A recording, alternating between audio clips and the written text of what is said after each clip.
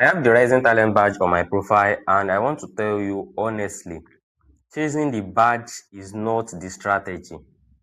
I will show you exactly why using my own profile.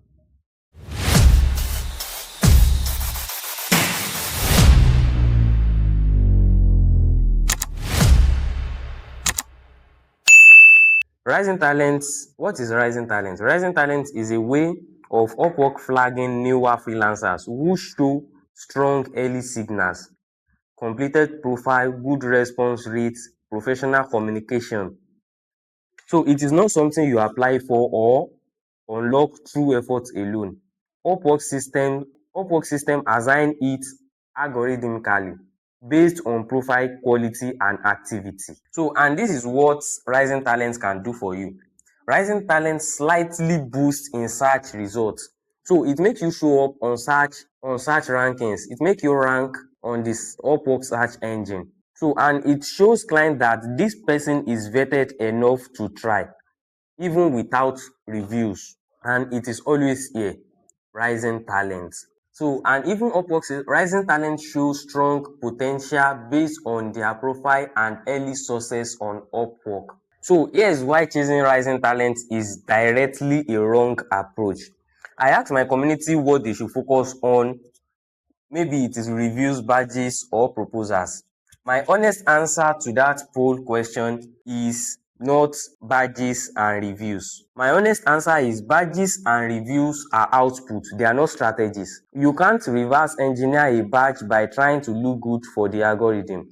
It comes from doing the fundamentals well. So people who chase the badge often underprice themselves and take bad fit jobs just to hit some invisible targets, and that backfires into bad review, which hurts more than not even having the badge at all. So what you should focus on Upwork instead of chasing the rising talent badge, you should focus on sending well targeted, well written and personalized proposals consistently. This is one thing you can control on Upwork.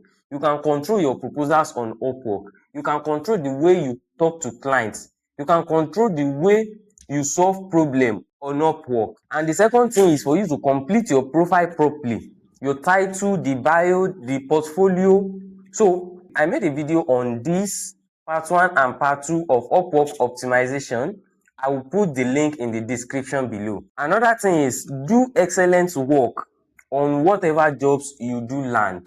Even if you land a $5 to $10 job, make sure you get a 5-star rating from that client. The badge, reviews and higher rates all follow as byproduct of doing all of this well, not as something to chase directly. So I got my own badge when I completed my second job on Upwork, and that client gave me a 5-star rating. So when the client gave me a 5-star rating, the next, I think maybe evening or morning, I saw the badge just like that.